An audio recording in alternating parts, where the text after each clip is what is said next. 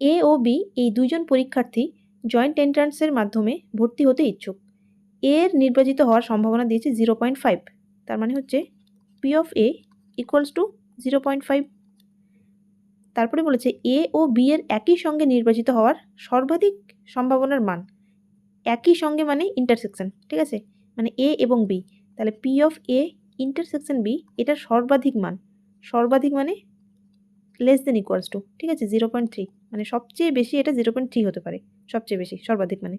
তাহলে বলেছে বি এর নির্বাচিত হওয়ার সম্ভাবনা স্মল পি হলে, মানে P of B equals to যদি স্মল পি হয় তাহলে নিচের কোনটি সঠিক, ঠিক আছে, একটা পি এর রেঞ্জ বার করতে বলেছে। তাহলে আমরা এটাকে কাজে লাগাবো।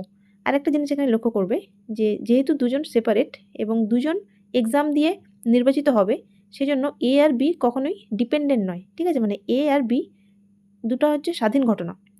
তাহলে স্বাধীন হলে আমরা এটাকে গুণ আকারে ব্রেক করতে পারি।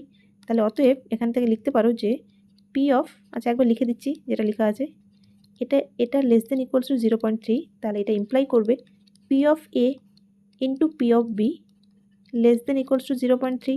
ভ্যালুটা পুট করে দাও। পি অফ এর মানে 0.5, তাহলে 0.5 ইন্টু এটা small P less than equals to 0.3। তাহলে P less than equals two 3/5, আর 3/5 এখানে দেখো পয়েন্টে আছে, তাহলে আমরা এটাকে 0.6 করতে পারো, ঠিক আছে। তুমি এটাকে গুণ করছো, যে 2 দিয়ে উপর নিচে গুণ করছো, তাহলে 6/10 মানে 0.6।